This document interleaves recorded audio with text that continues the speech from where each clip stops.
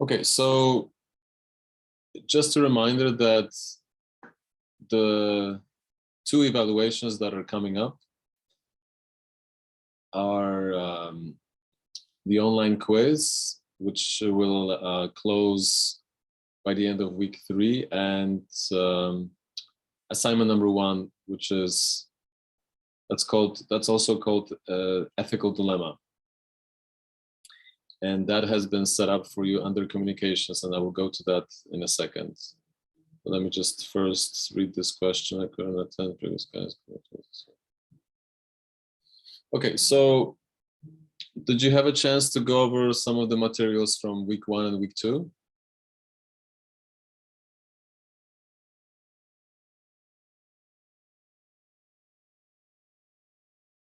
Yeah, I can't hear you. If you're trying to say something, I can't hear you.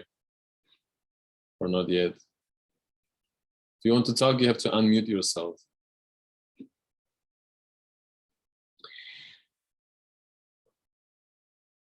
Okay, so I'll just go over content. I'll just go to content and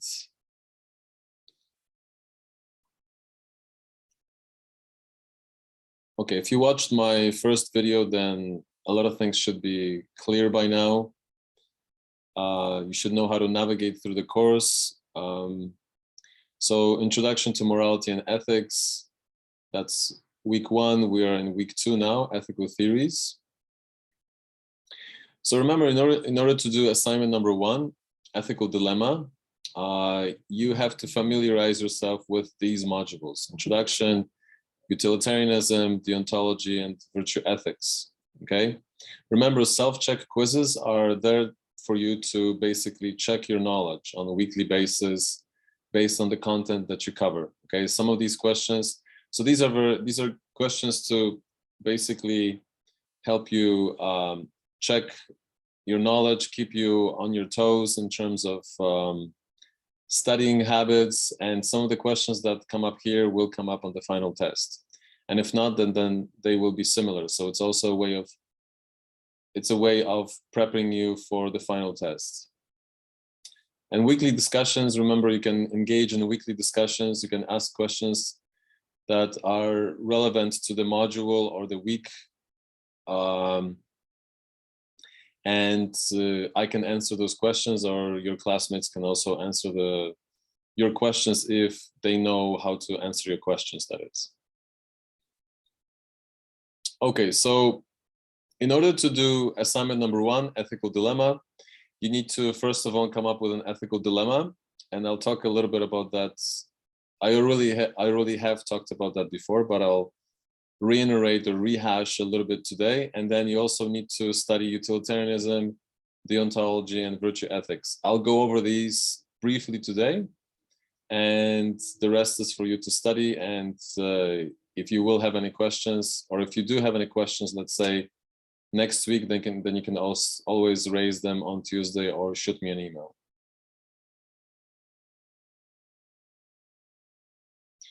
No, you don't need a textbook. All the materials are online, okay? Now let me go to communication and then discussions. You will do a few discussion boards. The ethical dilemma one that I have shown you before, the one that's set up here, okay? That's the longest one. Later on, you will do genetically modified organisms, a discussion board on genetically modified organisms. You just follow instructions and you do your post. You construct your post and then respond to your classmates. And the same with artificial intelligence. Artificial intelligence is going to come up week 5, if I'm not mistaken, and GMOs either week 7 or week 8. And I will change the due dates here. Don't worry about that.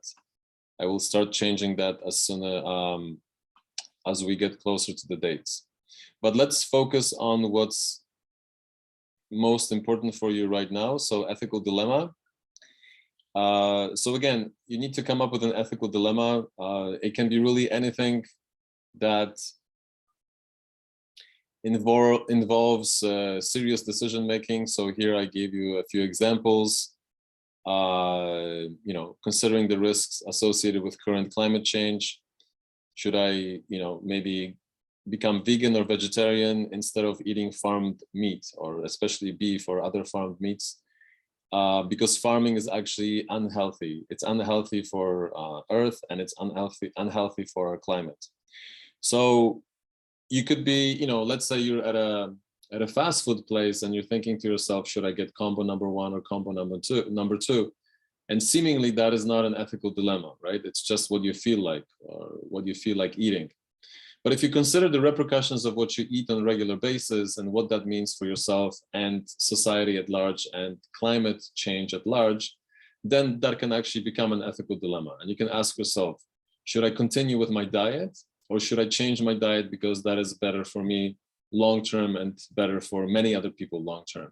So you can set that up as an ethical dilemma. You don't have to use these examples.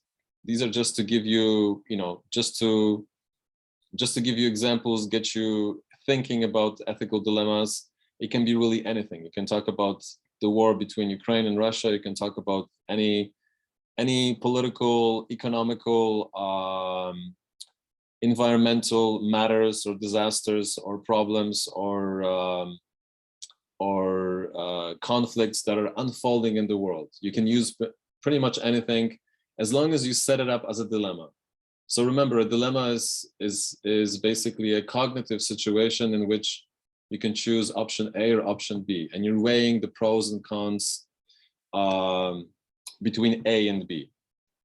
So first, you need to come up with an ethical dilemma. You need to explain exactly what it involves, what the situation is, basically, okay, and that needs to be clear to me. And then once you do that, you solve the dilemma by with the use of one of the ethical theories, either utilitarianism, deontology, or virtue ethics. And then once you do that in 2 or 3 paragraphs, I want you can use some of my examples here or cues, how to do that. I'll speak more about this when I talk about the ethical theories. And then I want you to respond to at least 2 postings from your classmates.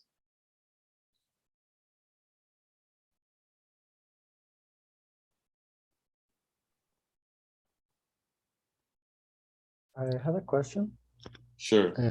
I already posted a dilemma on the discussion number 1. I don't that counts as an assignment, because if it does, I want to do it again because I don't think I did it properly. Or maybe I can delete it. Yeah, that's fine. You can just erase that posting, or I can erase it for you. That's okay. The due date for assignment number 1, ethical dilemma, is not until, if I'm not mistaken, September 30th. Okay. Okay. So that's when the Dropbox will. That's when the discussion board will close, and that's when I will start grading your work. So that's fine. That's not a problem. Okay, then I need to post it on that examples of ethical or moral dilemmas, or is another tab? No, examples of ethical dilemmas is just to basically share, just to add to the list of ethical dilemmas. Okay. Just to get you thinking about ethical dilemmas, what's happening around the world. It could be anywhere. As I said, it can be something local. It can be something related to you personally, your family. It can be something local, environmental, political, economical, anything related to food, education, whatever it may be. Any aspect of real life can be more or less viewed from ethical dilemma. So as long as a situation presents itself with a couple of options, at least 2 options, option A and option B, and then you are basically thinking or struggling about what you should do, whether you should choose option A or option B. And that's why I gave you here a few examples to get you started. And remember, once you write up the first 2 sections, the description of your ethical dilemma, and then the analysis in order to find a solution to your moral dilemma using either utilitarianism, deontology, or virtue ethics. Remember, you're just using one theory, okay? Not all 3, just one. then I want you to respond to at least 2 posts from your classmates. So I want you to say things such as, once you read your classmates' posts and analyses, I want you to say things such as, I think this is the right solution to your dilemma because, and you explain yourself, okay? You need to justify yourself. You can't just say, I like your analysis. I think you did a good job. That's not enough. I'm not going to give you grades for that, okay? I mean, you're not going to score any marks for that. So that's going to bring down your final grade. Or in addition to your solution, I would add that, and you explain yourself because, and then you give a reason for why you think so. So whatever claim you make, either in your analyses or in your responses to your classmates, it needs to be explained clearly, okay? You need to explain your reasons clearly so that I can see that you know what you're talking about, and so that your classmates also can see clearly what you're talking about, okay? If your language is unclear, if your analysis is not logical, then you're going to lose marks. So make sure you proofread your work and make sure you are clear and convincing in your explanations. Okay, thank you. Yeah. So any questions thus far before I move on?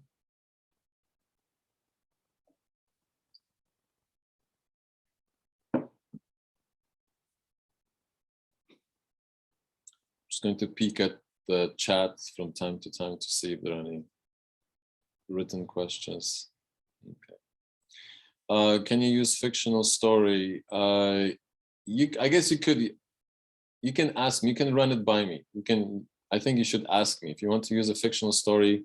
You can ask me whether this is a good fit. You can email me, or you can ask me during our office hours. Okay.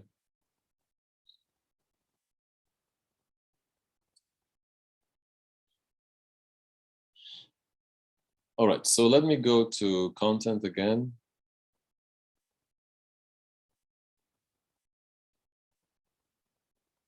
Ethical theories. So for example, if you choose to use utilitarianism, now again, you can use any of the theories that are popular in ethics and that are used commonly. It's basically your choice. Once you get to know the theories, maybe you can go with the theory that you are most comfortable with, that you understand best. Maybe you can go with a different theory as a personal challenge that you want to work through and get to know better. Or maybe you're just going to flip a coin, heads or tails, which one you're going to use. It doesn't really matter. What will happen, however, is that each theory might give you a different solution to your dilemma. Because the theories are different. They emphasize different elements of morality, and some theories, like, let's say, consequentialism, and under consequentialism, under the umbrella of consequentialism, you have utilitarianism. And utilitarianism basically splits into act utilitarianism to 2 types and rule utilitarianism. And in a nutshell, according to utilitarianism, an act is deemed good or is considered good if it promotes the greatest good for the greatest amount of people.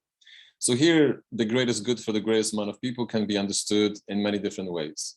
Security could be the greatest good for the greatest amount of people. Education could be the greatest good for the greatest amount of people. Healthcare could be the greatest good for the greatest amount of people. Okay? So let's say a given government or a given institution or a given region of a country wants to create the greatest safety or the greatest amount of safety or security for its citizens. And it will do that with specific means. It might do that by proper policing. It might do that through the legal system. It might do that through militia. It might do that through cameras. It might do that through prosecution. Okay, there might be different ways of doing that, but the overall goal here is to promote the greatest good for the greatest amount of people, okay? And if the majority is satisfied with the results, because consequentialism, as the term states, the theory states, it is preoccupied with consequences of an action, not the intention of an action. And I'll talk about intentions after consequentialism. So here, what is good is basically what is pleasurable. And in many cases, safety can be pleasurable. Food can be pleasurable. Education can be pleasurable. Entertainment can be pleasurable. The right to vote can be pleasurable, okay? The right to spend money can be pleasurable. The right to buy goods can be pleasurable, okay? So pleasure here is understood in most general terms, and many things, many items, and many things can fit the bill. As long as the outcome satisfies as many people as possible. Okay, so the theory really goes for majority versus minority. If in a given situation, most people feel happy in a society or with a specific decision making, then, and it leaves a minority or fringe unsatisfied, that is okay according to the theory. As long as the majority, 75% or 70% or 65% of people in whatever situation or contexts are involved, as long as they are satisfied, minority is not that important, okay? Now, so according to act utilitarianism, you're trying to figure out on your own what is the best thing to do. According to rule utilitarianism, you're trying to figure out with the use of some kind of a rule to attain the formula or to attain the result of promoting the greatest good for the greatest amount of people.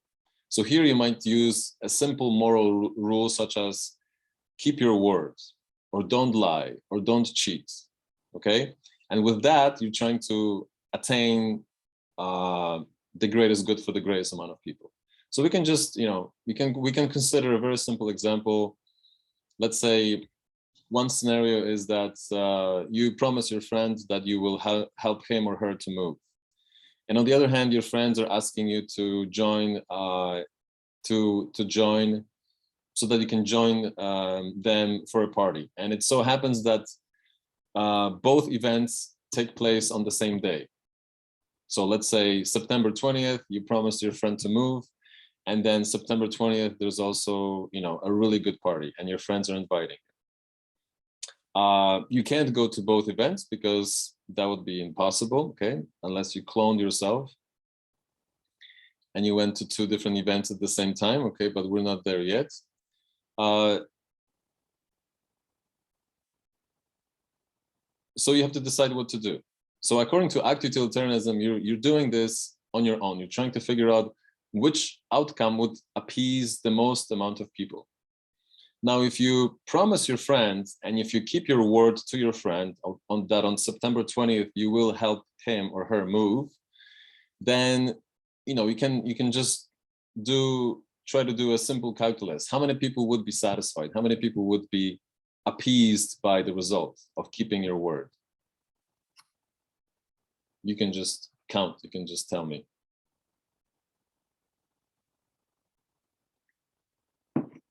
So it's you are happy because you're keeping your word. Who else is happy? Your friends happy? Your friend, maybe one friend or 2 friends, right? So seemingly 2 or 3 people are happy. Maybe we can also consider the family of the person you're trying to, your friend's family, maybe his or her spouse or friend or boyfriend or girlfriend are happy because you're helping him or her move, right? So we're looking at maybe 2 to 10 people or 2 to 5 people. You can count really that on your hand. So, but if you break a promise to your friends and you go to the party, then you might seemingly, since there are going to be more people at the party and they all know you, then you're going to satisfy more people than just 2, between 2 and 5. Okay, so at first blush, you could say that breaking a promise to your friend would actually generate more happiness than keeping your promise to your friend. Right? That might be one outcome of act utilitarianism. So here is one major flaw with utilitarianism. Now, there's a way of getting out of this, but as I said, at face value or at first blush, utilitarianism can be used to justify immoral acts in order to attain the greatest good for the greatest amount of people. And in this case, perhaps some sort of happiness, okay, in relation to entertainment or keeping one's promise. So that is one outcome, right? Actually, 2 outcomes. One is to keep a promise to your friend, and the other one is to go to a party. Now, in one of these options, you are breaking a promise, and in one of the other option, actually, you're breaking a promise and you're keeping a promise, because you're breaking a promise to your friend, but you're keeping a promise to your other friends who are going to a party. Okay. Now, with rule utilitarianism, you're also trying to figure this out on your own. As long as you're trying to appease as many people as possible, you're trying to, again, follow this rule of trying to make as many people as happy as possible, okay? Promoting the greatest good or the greatest amount of pleasure or the greatest amount of goodness for as many people as possible. But here, in order to attain this goal, you're instituting a rule, okay? So whatever you do, let's say here you say, well, the moral principle that we will follow in order to attain the greatest good for the greatest amount of people is not lying, or let's say keeping one's promise. Now, if that is the rule, and you break your rule, you break this rule by breaking your promise to your friend, then according to rule utilitarianism, the act is unethical. You fail, basically. According to rule utilitarianism, you fail to be ethical. You become unethical because you've broken a promise, and promise keeping is basically how you keep track of ethical acts. But with act utilitarianism, you can come up with anything. You can just, your decision making can be purely driven by the greatest good for the greatest amount of people, and maybe the notion of entertainment.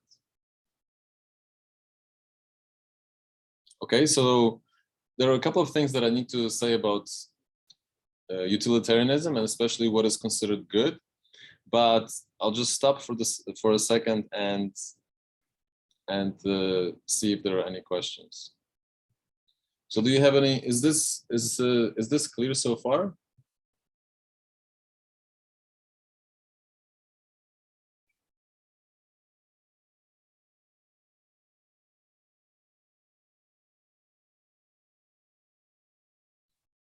Okay. So you can use this theory to analyze your ethical dilemma, okay? And then, when you do your analysis, you would walk me through it, the way I'm basically walking you through it right now. Let's apply act utilitarianism. And let's see what happens, with rule utilitarianism. Even though for both act and rule utilitarianism, the end game or the result is supposed to be the same. You're trying to maximize the greatest amount of good for the greatest amount of people, or trying to secure the greatest amount of good for the greatest amount of people. But here, with rule utilitarianism, as the first word says, rule, you're trying to come up with some sort of a rule that you can always use to adjudicate, assess whether an action is ethical or unethical. Okay. And when you break that rule, that usually means engaging in an unethical act. or failing to secure the greatest good for the greatest amount of people. Because perhaps people are happy, but they all have been lied to. So you've broken a rule, a moral rule that you want to follow, and therefore your actions are unethical.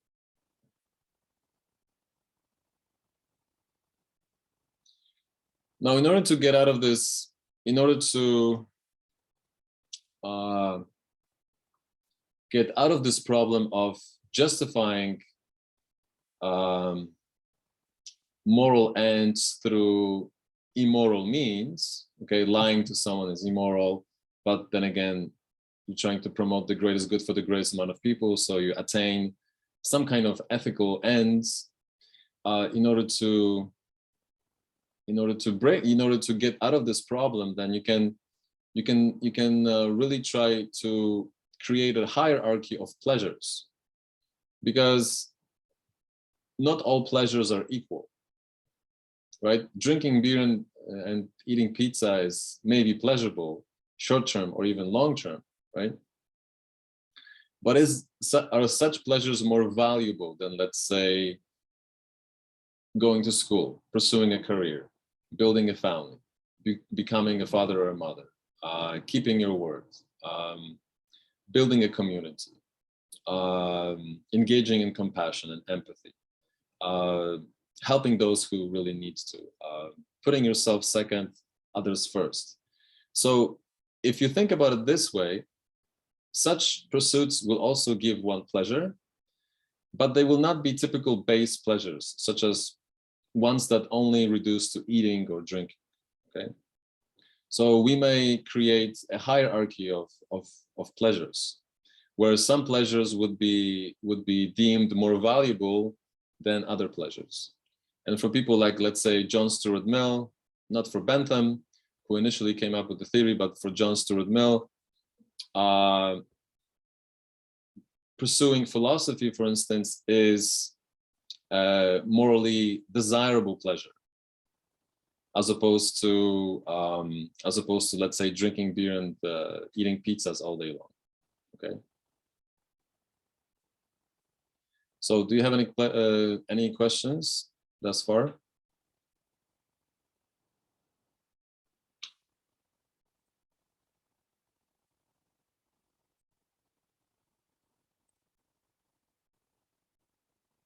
Okay, is this clear?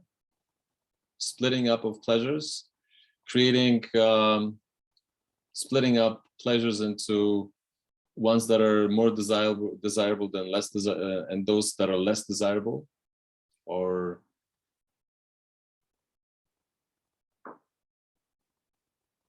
is this clear?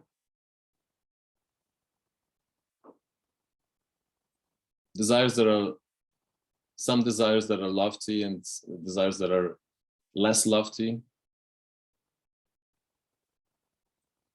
Okay, another way to think about value is to think about intrinsic value and instrumental value. So, for example, in Bentham's view, happiness defined as the presence of pleasure and absence of suffering is only intrinsic value. It has value in itself.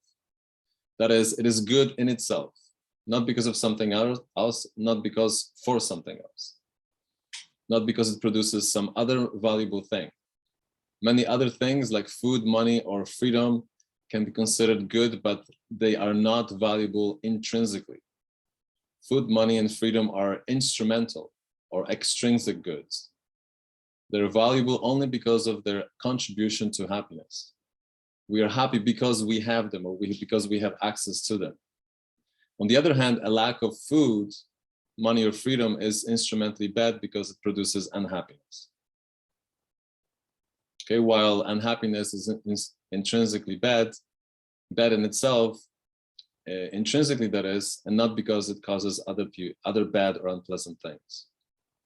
But for example, things like love or compassion or philosophizing or happiness, trying to attain happiness, is good in itself. You might take different routes or you might have take different means in order to attain that, but in themselves, they are considered intrinsically intrinsically valuable, that is. But for example, money is not. Money is not intrinsically valuable. A bicycle is not intrinsically valuable. Why isn't money intrinsically valuable?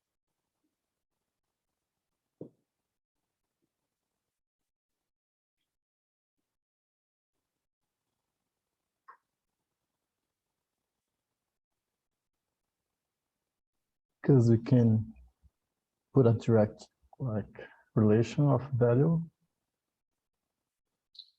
It's countable, like. What do you mean? For example, we can put value in things like love and freedom, but we can put value in money. That's why. Like with money, we can buy goods, but we cannot buy goods with love.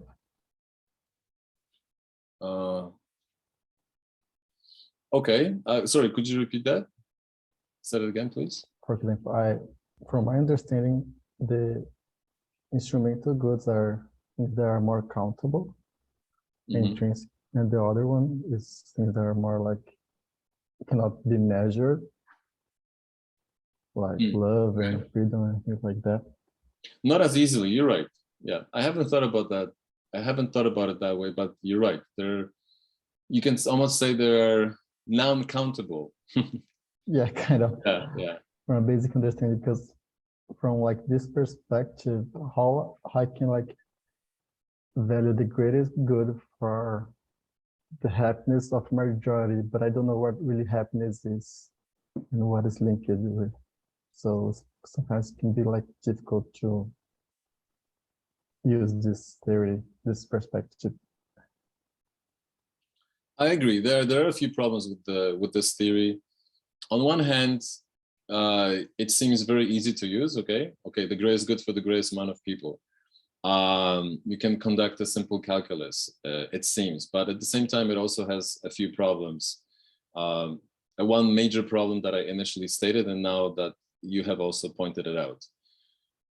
I guess with love and happiness, or with philosophical values like the pursuit of an ethical life, let's say, some might say is intrinsically valuable because it is rewarding to the self who pursues it, and by virtue of that, it is also rewarding to the people who are the benefactors of such actions. Okay, and we usually in society we are usually drawn, not all the time, but we are usually drawn to people who are virtuous, people who exhibit courage, people who exhibit compassion, people who exhibit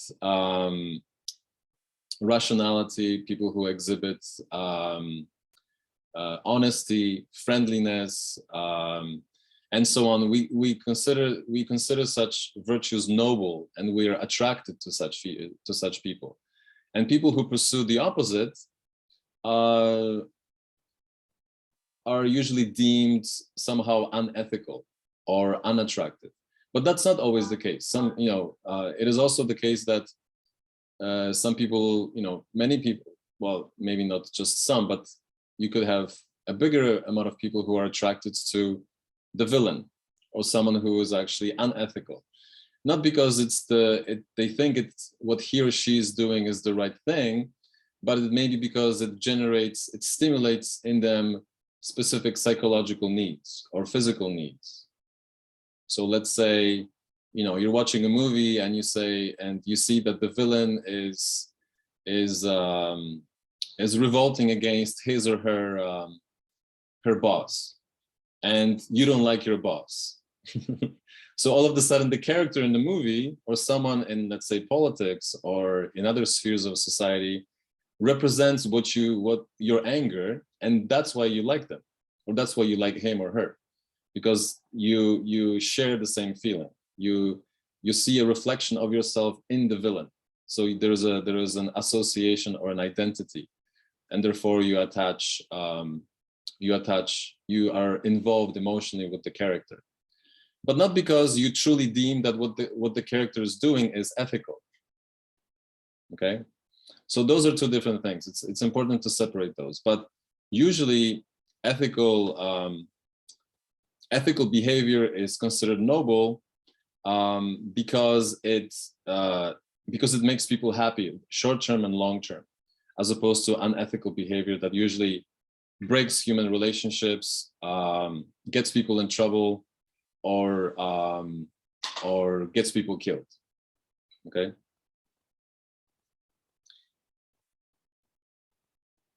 So that's basically how we can distinguish between intrinsic value and extrinsic value.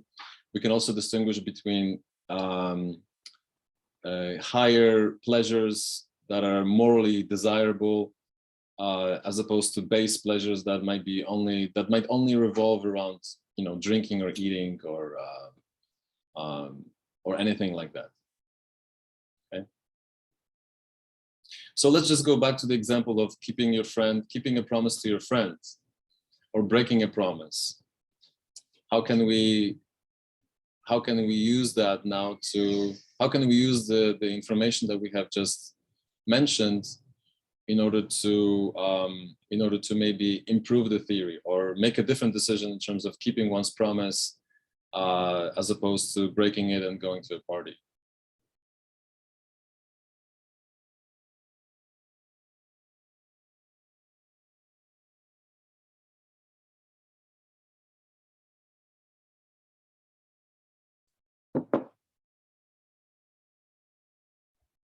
So think by like yeah, go ahead. fact, utilitarianism, it's okay to go to the party because you make more people happy. Mm-hmm. By the logic, there are more people on the party, but by the rule, utilitarianism would be more right to go to your friends because you wouldn't break your promise with him. Mm-hmm. Right. So from, you know, the greatest good for the greatest amount of people, it can be understood also from the perspective of pleasure in terms of cashing out pleasure in terms of higher goods as opposed to lower goods, right? Or higher pleasures as opposed to lower pleasures. And you can say, well, you know, yes, by breaking my promise, yes, short term, I'm going to feel good because I'm going to go to this party. But you may think to yourself, you know, if I break my promise to my friends, that's not going to be good for me, and it's not going to be good for me long term either. Because when people find out that I'm a person who breaks promises, then I won't be trusted in the future. Therefore, more people will trust me less. Therefore, less people might invite me to parties. Okay, so really long term, when you think about it this way, right, long term, breaking a promise might be actually more of a disservice to yourself. That could include a lot more people. It's difficult, we're speculating, but this actually could happen. And this actually happens with in the world of business. Once customers see that, let's say, a specific company can't really guarantee or stand by its product, then people start buying other things because they no longer think that the company is trustworthy. Therefore, trustworthiness is a value that's actually intrinsically valuable. It is good to be trustworthy because then you have a good reputation. And when you have a good reputation, people flock to you. They ask you for help or they give you business. And then also at the end of the day, your friend is happy and you feel good about yourself, or your family feels good about you because they know that you have a good reputation. So, like I said, at first blush, it seems that going to a party, you are satisfying more people, but this has in many ways short legs, because first you're breaking a promise, then your short-term gain is only in terms of pleasure or entertainment. But long-term, this could actually hurt you more so than you could think. That you thought initially, that is. So basically, we need to think not about the amount of people, but also in a time perspective, like on the long term.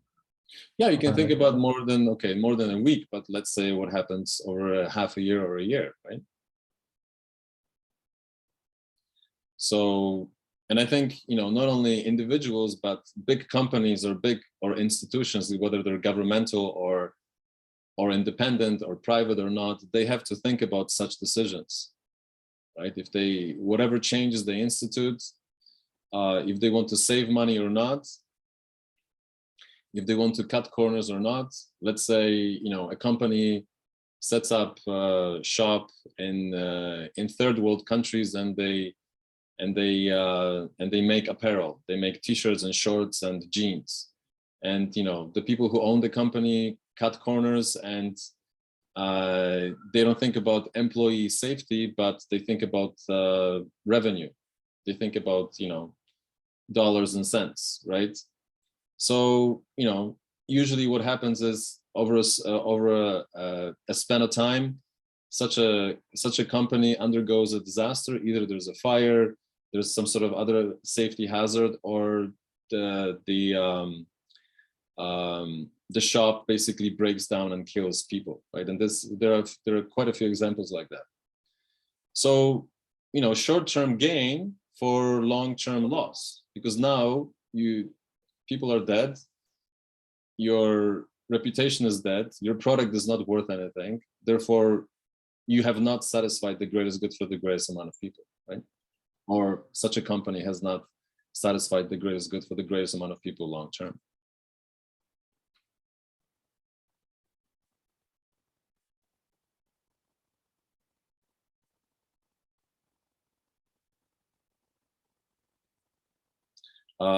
So Toshiba is saying, I think that the solution for this dilemma is to choose the friend that you know longer and better, then explain yourself to the other friend and making it up as soon as possible so that he keeps trusting you.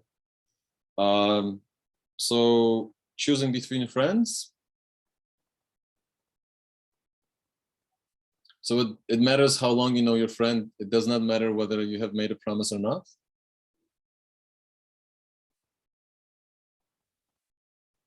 That's an interesting twist. Is it better to break a promise to someone that you know for a week or two than to someone that you've known for a year or 5 years?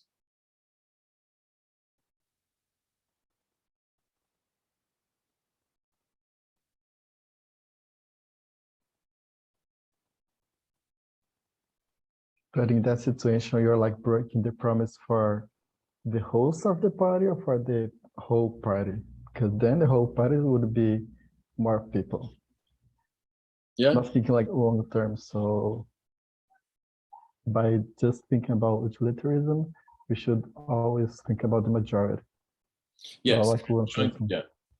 You're right. You're trying to generate as much happiness as possible over as many people as possible. Yes.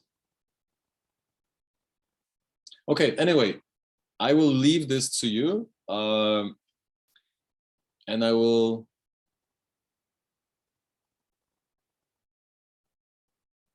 Yes, Toshiba, you're right. In all cases, you're going to break a promise, so you gotta choose what is going to be beneficial for you. Yes, and that is why you choose between A or B. That's why it's called an ethical dilemma. Okay, but here we're trying to solve the dilemma with the use of one of the theories. You don't have to use utilitarianism. We just started first with utilitarianism. That's basically it. Nothing else. Okay, so if you don't have any other questions in reference to utilitarianism, I'll go to deontology. That is basically a contrasting ethical theory to utilitarianism.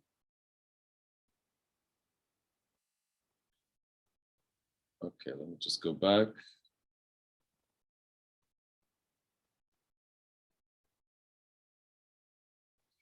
So deontology is a theory of duty and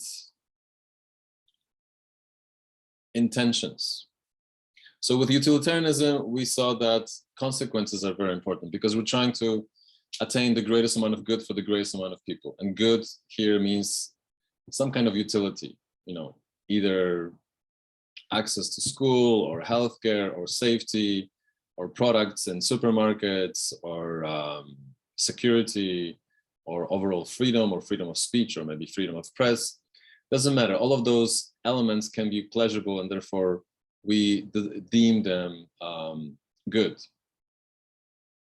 because they satisfy us in whatever way they do.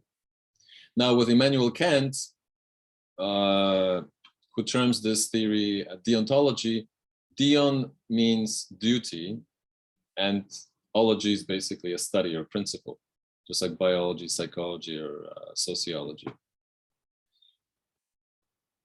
Now, according to, so this, before I move on to categorical imperatives, which are basically tests for testing whether your ethical choice is, whether your choices are actually ethical or not. This theory emphasizes intention before you act, because Immanuel Kant says you can only control your intentions. You can't control consequences of your intentions. So if you keep a promise or you break a promise, you don't know exactly what are the consequences of keeping or breaking a promise. The only thing that's really in your control is your intentions, what you want to do or what you intend to do. And then however that plays out in the real world practically is really out of your hands.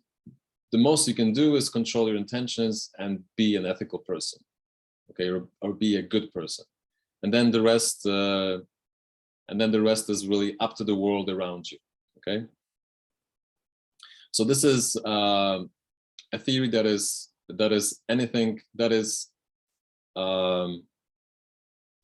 quite different from utilitarianism, okay?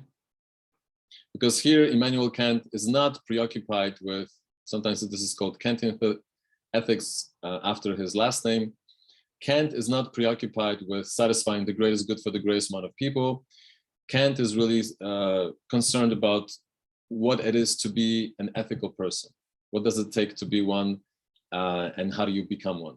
Or perhaps we could derive specific formulations or rational rules to attain ethics, or being ethical, that is. So Immanuel Kant, I'm just going to the most important bits, but you're responsible for studying and reading all of this.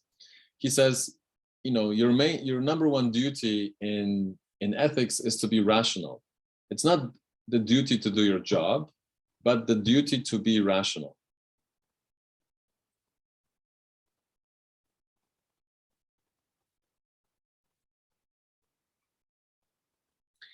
And basically stakeholders, I'm just answering a question, means people who are involved in somehow in a situation. So we can consider, again, the example of keeping a promise or breaking a promise. And in order to do that, in order to determine whether the statements are rational and therefore also ethical, for Immanuel Kant, he says, run two tests. First test is called the test of universalizability, and the second test is called the test of humanity.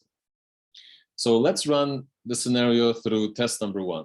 And in your analysis, if you choose deontology, then that's exactly what you would do. You test your solution to your ethical dilemma theoretically first, before you come to your final solutions, through the two formulations of the categorical imperative, or two tests. So the first test is called the test of universalizability. And here you're basically asking yourself, so in his words, it means act only on the maxim that you can will as a universal law. So what he means by this is act so that whatever choice you make, whatever intentions you choose to pursue, so that everyone would act in the same fashion. You're universalizing this over the whole world, everyone on Earth, okay? Multiplying this over 7 billion people, let's say. You're running this experiment, this thought experiment, this this cognitive test, if you will, in your mind. So let's consider the case of keeping or breaking a promise. You break a promise to your friend because you're enticed by a party and entertainment at larger scope. Now, Immanuel Kant says, ask yourself, would you want everyone to act like that?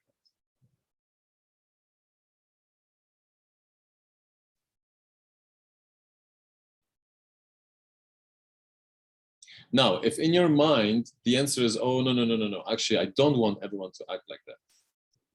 I want to act like this because I'm persuaded by entertainment. But really, I don't want people to act like this. Because what happens when everyone acts like this on daily basis, where people break promises on daily basis?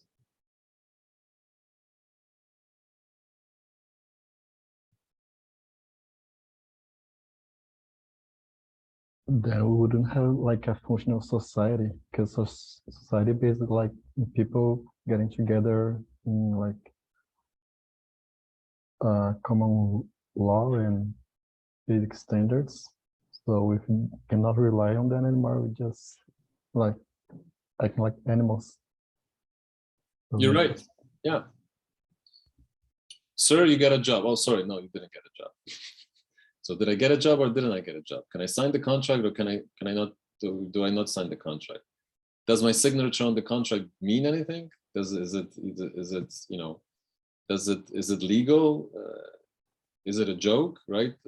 So imagine you go to a hospital, right? The doctor says, "Oh yes, we will perform a surgery in a second, in the next 5 minutes." Oh, anyway, I was joking. I didn't mean to keep my promise.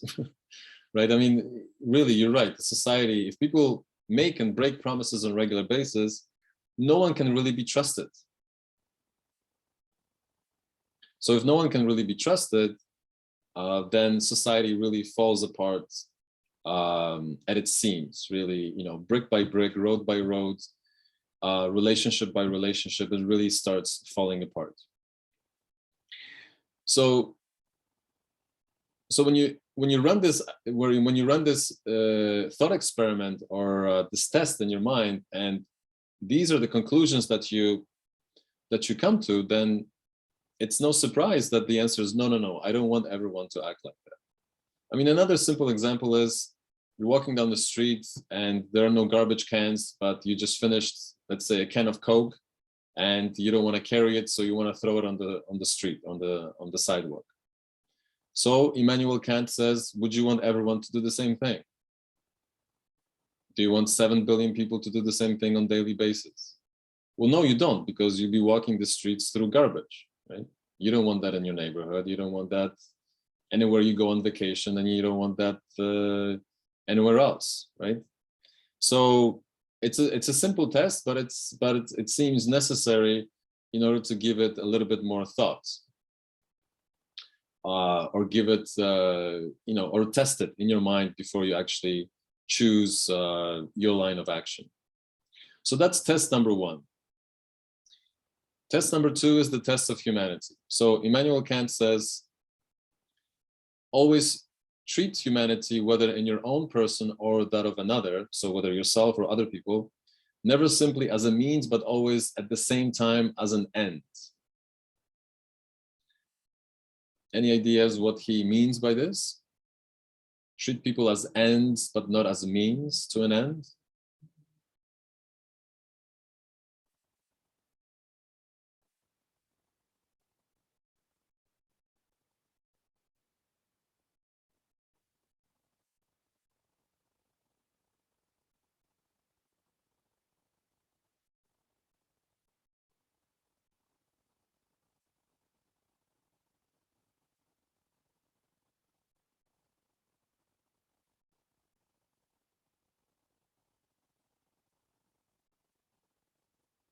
So let's consider the initial example again, keeping a promise to your friend or breaking a promise. When you consider what Immanuel Kant means by ends, he means human beings who deserve to be treated with respect and dignity. And as a default position, Immanuel Kant thinks that human beings should be should be treated with dignity and respect. They can lose dignity and respect in other people with their actions, and that is fine. That is a consequence of the choices that individual people make or individual companies or institutions make. That is okay, but human beings, because we are not chairs, we are not tables and cars, we have goals, desires, plans for the future, we have feelings, we have emotions, we have minds, and we think and we plan. Therefore, as a default position in our human relationships, according to Kant, he thinks that human beings must be treated with dignity, okay? So we should be considered as ends in ourselves, or people should be considered as ends in themselves, not as a means to an end. So as a means to an end would be basically treating another person, yourself maybe, in some situations, or other people, only for the sake of attaining your goal, not the goal of the person that you are talking to or have a relationship with.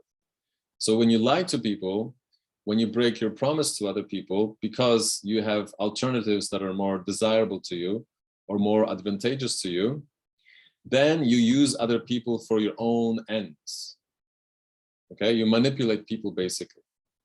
So you use people like chairs and tables and cars. You only use them for specific functions. You don't respect what they think, you don't respect what they feel, and you don't respect the plans that they have or the investment that they have made, either psychological, emotional, or otherwise. So by breaking a promise, you are forfeiting a friendship, but you're also denying the other person his or her desires, plans, and the idea of friendship. You're basically saying, well, you know, I got something better. You're not that useful to me anymore, right? Like a hammer, like a chair, or like a car.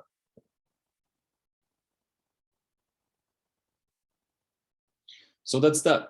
Those are the two tests. And when your solution or your attempts at a behavior at the intentional level, or at the level of intention, that is, passes the two tests, the test of universalizability and the test of humanity, then you get a green light from Kant. You say, yeah, that is what you will do. The way whatever you do is going to be ethical, because you've done this cognitive or rational homework of thinking about, by testing your intentions. Okay, option A is to keep a promise. One intention. Option B is to break a promise. Which one should I do? Which one should I pursue? Well, Immanuel Kant says, use the two tests, the test of universalizability and the test of humanity. And if your intentions pass your tests, then you can go ahead and pursue them, and it or they will be ethical. If they fail one test, then if it fails the test, then it is very likely unethical. Okay, so this is what Immanuel Kant by duty to thinking rationally about ethical decisions before you even act. Just sitting on your couch, going for a walk, and just pondering the options and consequences and what they really mean.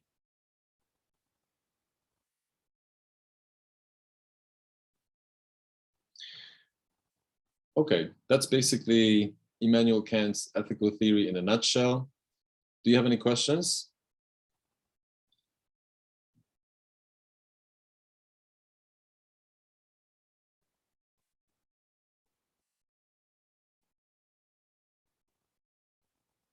All right, so let's move on.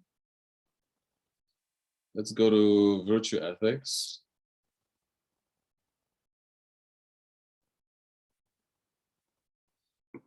So virtue ethics, as the name states, is about virtue. So in a nutshell, if your actions condone or pursue or realize virtue, then such an action is virtuous or ethical. And if your actions condone or pursue or realize vice, then such an action is unethical. So virtues are good habits, vices are bad habits. Vices reduce growth and happiness. Virtues contribute to growth and happiness. Okay, so for Immanuel, sorry, not Immanuel Kant, but for Aristotle, this is an old Greek, ancient Greek theory by Aristotle. What he means by virtue is wisdom, justice, temperance, courage. Okay, that's what he considers that's what he considers virtue. But he has another way of but for example, courage will not be virtuous in all situations. So here he gives you a better way to adjudicate or to think about virtue, what he calls the golden mean. So try to strike a balance. So let's take a virtue such as courage. If you have too much courage, then you are reckless. You engage in stupid behavior because you don't have enough fear to rein your behavior. If you have too much fear, then you're a coward. So you don't have enough courage. Here you have too much courage and you become reckless. That's a vice. Here you have too much fear, not enough courage. That becomes a vice as well. Okay. So it is important to also use your ability to think, just like in deontology, your ability to think, to figure out what is the right amount of courage. What is the right amount of self-confidence? What is the right amount of generosity, for example? Because if you're too stingy, too little generosity, then you are miserly. Okay, you're a penny pincher. People don't like miserly and penny pinching people. Okay, overly frugal. It's good to be frugal, but if you're overly frugal with your time, with money, and with relationships, then you won't maintain any friendships. It will be very difficult for you to do so, let alone getting into a relationship and having a family or building up a business or whatever it may be. But if you are extravagant, overly generous with your generosity, then people might start taking advantage of you. And that's not good either, okay? So Aristotle says, use your mind, use one of your natural virtues, which he calls thinking.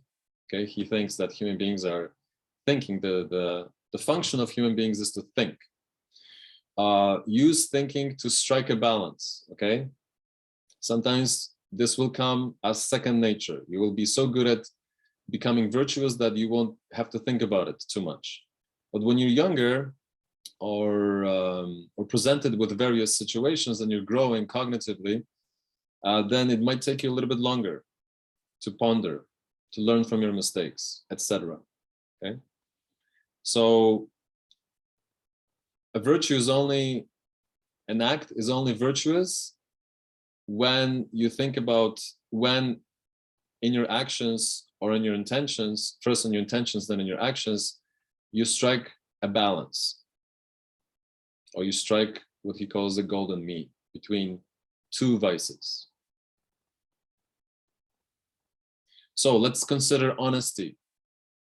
Honesty is considered a virtue, right? Being honest. Practically speaking, because this theory is a practical theory of human behavior and pursuit of happiness.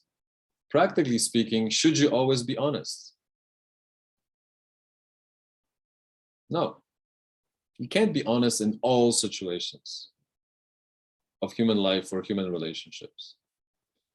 Why not?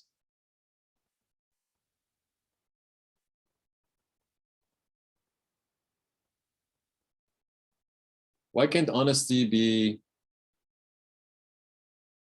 all or nothing. The winner takes all, you know. The more honesty you exhibit, the better you are, more virtuous you are. According to Aristotle, that's not necessarily the case. I think because it also breaks social rules. Like if you are invited for a party, like a dinner party, you're not supposed to talk bad things about the food itself. So we shouldn't be like too frank, you know. That's Overly breaking a frank, rule. overly Yeah. honest, yeah. Yeah. Maybe you don't want Because to it's a hurt. social norm. Yeah. Because of social norms, I think you're right. Maybe, you know, maybe with people that you know very well, and you can truly be yourself, and you can be frank and direct. Okay, that's not a problem. But let's say you go to a party or dinner, or it's a professional setting at work, and you really tell people what you think about them, right? That's not going to be good for you. Maybe you are right in your estimates, but that still doesn't call for brutal honesty. Instead of telling someone, you know what, I think your presentation was the worst presentations I've seen in my whole life. I think you're stupid. You can use euphemisms. You can say, well, you know, I think your presentation needs some work. There are a few points that I think are great, but there are a few elements that I think you should rethink or change. I'll be happy to give you some feedback. Okay, that's better, right? You maintain a professional relationship. Perhaps you don't lose a potential friend or a colleague or a business partner, and you still get to say what you wanted to say, just differently, right? So you are telling the truth and, in a way, being dishonest a bit as well. Not maybe truly authentic to your feelings, but you attain other things, which according to Aristotle is smart, is clever, and you still maintain virtue by speaking your mind.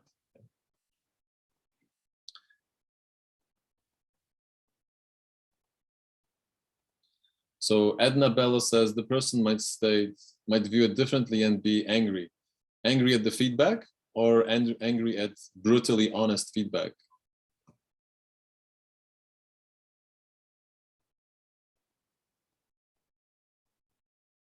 You can use your microphone if you like. Might be easier.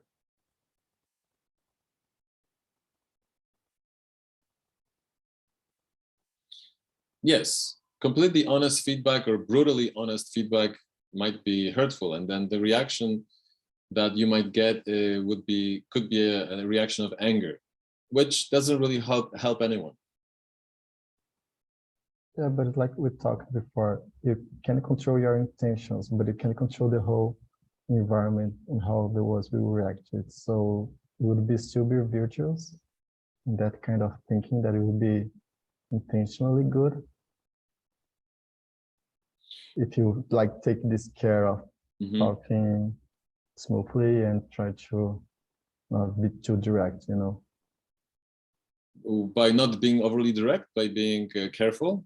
Yes. I think from a deontological perspective and from virtue ethics perspective, and actually from utilitarian perspective, it passes the test of ethical behavior. Yeah, because from a utilitarian perspective, you attain the greatest good for the greatest amount of people. You don't make a fool out of yourself. You maintain professional relationships with other people, right? So other people are happy, you are happy, right? In terms of deontology, you're authentic to your intentions. Would you want everyone to act in the same fashion? Most likely. Are you treating other people as means to an end? No, because you're giving them honest feedback without crushing them. That sounds good. And according to virtue ethics, you are practicing honesty, not brutal honesty, but you are being honest. You're not being dishonest to yourself or to the other person. So it's ethical on all three counts.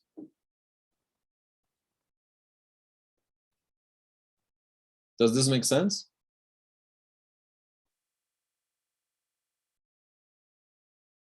So when you perform your analyses, and let's say you're using virtue ethics, you might initially, run through all of them. Okay, let me try utilitarianism. Let's see what happens. Let me try deontology. Let's see what happens. Let me try virtue ethics, and let's see what happens. You may play around with them initially. But when you run, whichever one you run, but since now we're talking about virtue ethics, if you run virtue ethics, if you run your scenario through virtue ethics, then this is how I want you to, I want you to take me step by step. And you can say, okay, let's consider the first option, option A. How does it fare in terms of virtue ethics analysis? What does it mean? Does it become, does my solution promote virtue, or does it not promote virtue? If it doesn't promote virtue, then it's unethical according to virtue ethics and Aristotle. If it does promote any of the virtues stated above, then it most likely is an ethical action, or most likely is an ethical choice, which then could lead to an ethical action.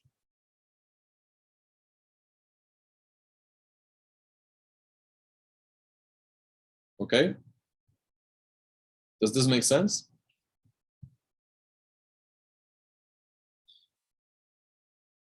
Any questions?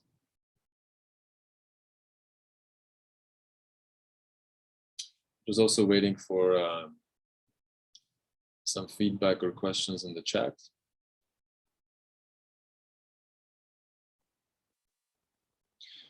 So if we go back to the initial problem, initial simple moral dilemma, ethical dilemma, either to keep a promise or to break a promise to a friend, if we apply virtue ethics, the answer is pretty simple, right? What's ethical according to the first scenario? Either breaking or keeping a promise.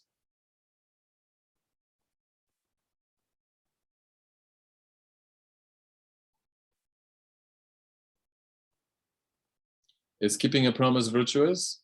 Are you promoting virtue? Yes.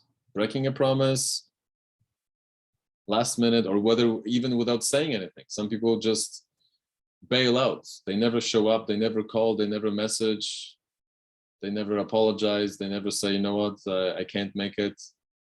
And they just disappear, right? So such actions would definitely be considered unethical according to virtue ethics, or in general by Aristotle, and then by the formulations of virtue ethics, but also by deontology, and most likely utilitarianism, although not necessarily, as we have seen a few minutes ago. You can get away with stuff, yeah. which is a blemish on the theory, but the theory itself has a way out of it by using rule utilitarianism, or by creating a hierarchy of higher pleasures as opposed to lower or base pleasures.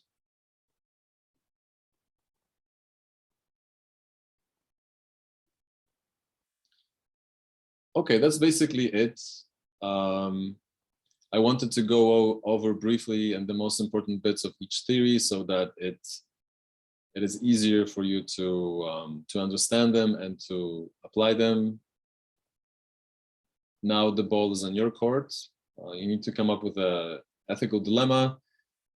If you are unsure about your ethical dilemma, you can always email me the scenario, and I'll tell you what I think, whether it's a green light, red light, or maybe something in the middle. You need to make small modifications or changes. But if your dilemma is clear, then start thinking about your analyses and choosing an ethical theory, and then going through the analysis. All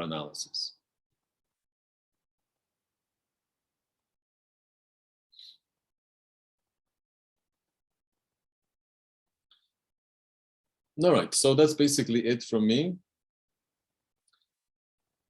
I'll just wait a couple minutes for questions.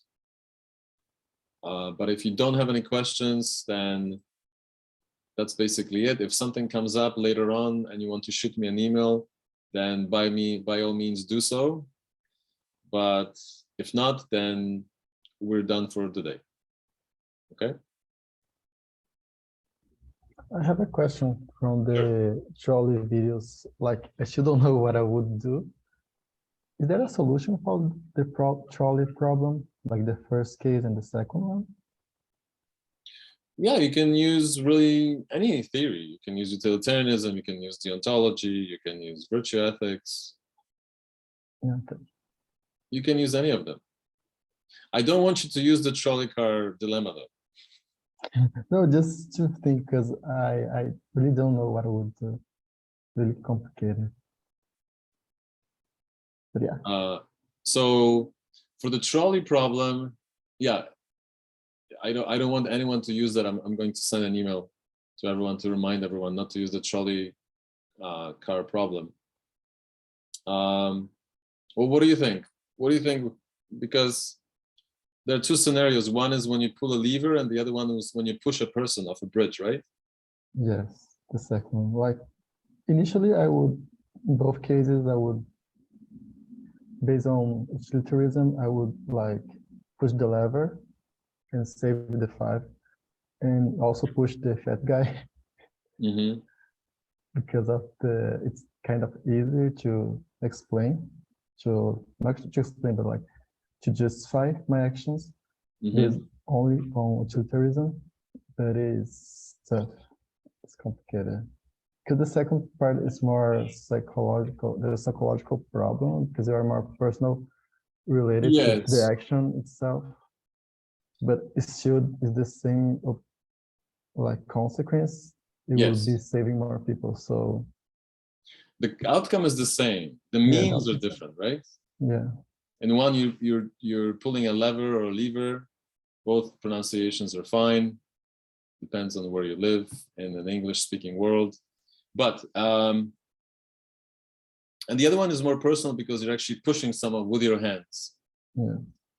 In this case, a really fat person, apparently that's going to stop a train, runaway train, in its tracks. I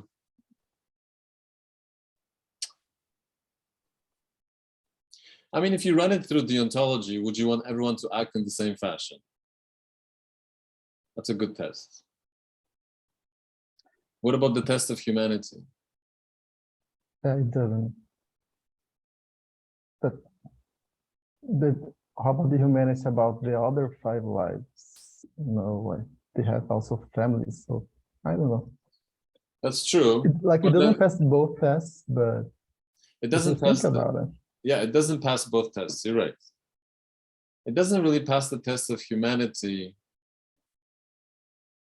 because now you're using the person, the fat person, let's say, as a means to an end. And you're not supposed to do that, right? The fat person or the fat guy or the fat woman is just standing there, maybe eating a hot dog and enjoying the day, right? Yeah. And here you are, pushing them over. So that fails the test of humanity. So according to deontology, that's unethical. Yeah. According to deontology, the first one would be okay? The test of universalizability.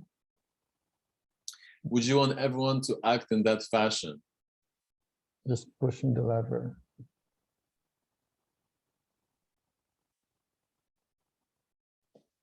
Yeah, I think that's a tougher one. Yeah, that's actually, you're right. It's a tougher one. It's not an easy one to answer. Would you want everyone to pull a lever or to push a person? That means you would want someone to push you.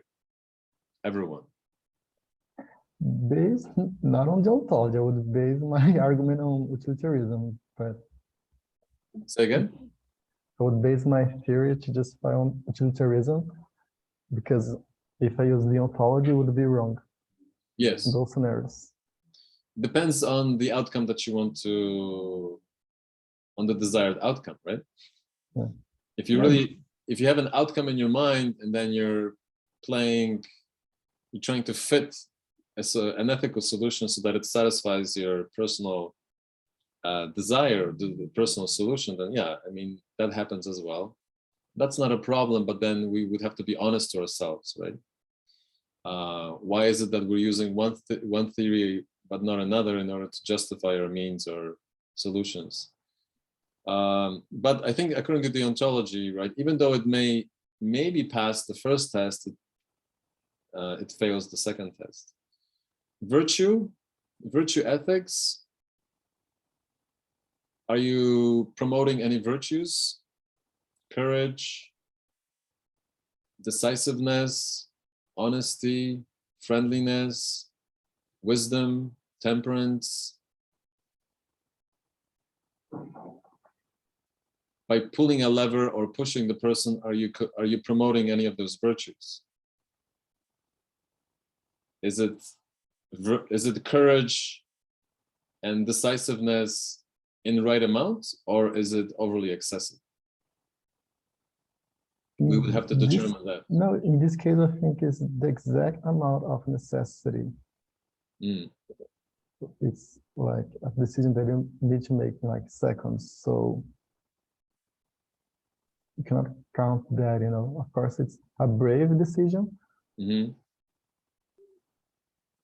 Yeah. Yeah, I think you are being virtuous. Yeah, you could. There's a way of this situation. Promoting virtue. Yeah. But on the second case, in the second scenario, wouldn't be so virtuous because it would be really assassinating a person. Yeah. So you are so courageous that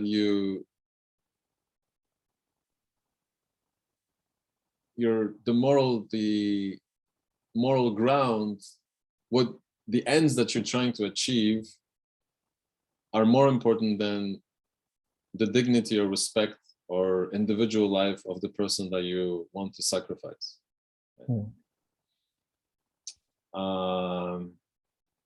Now, I think that will depend. See, the interesting about the virtue ethics is it's also context dependent.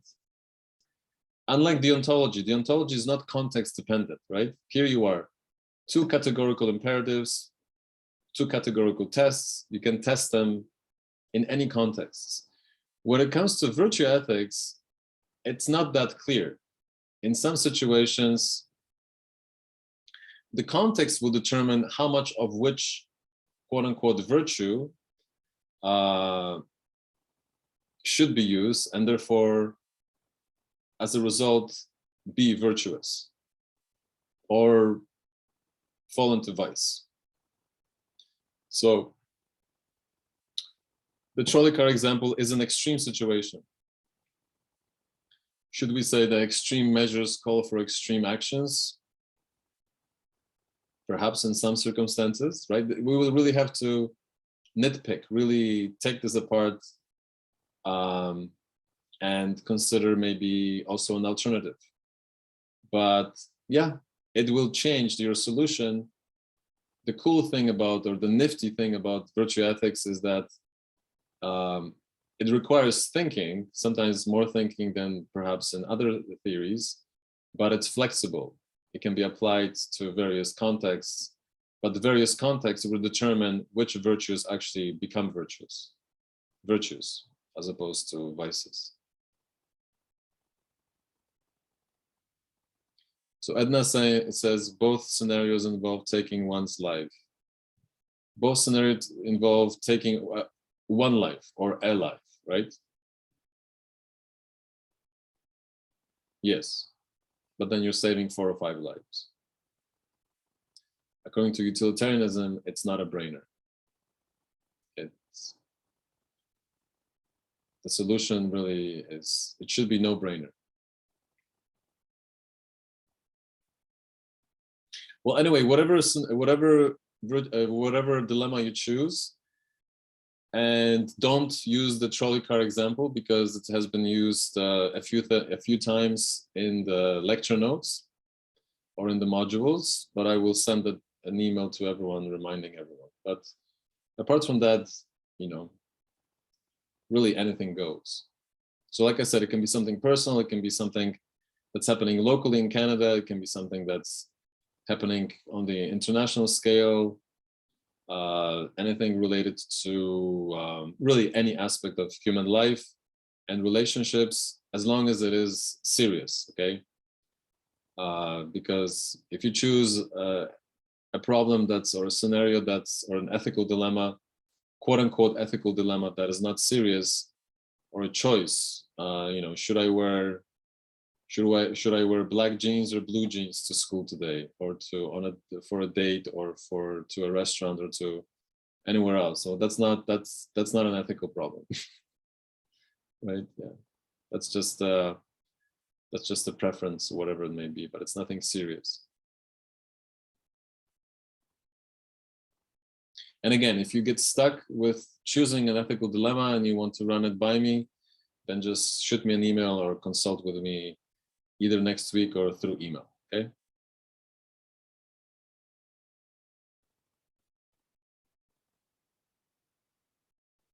Okay, so that's basically it. I will call it a day, and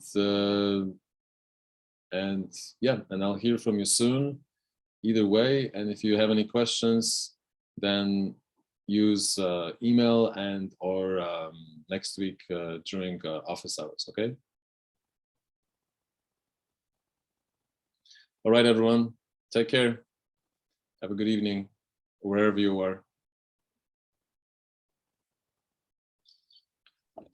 Hi. Hello.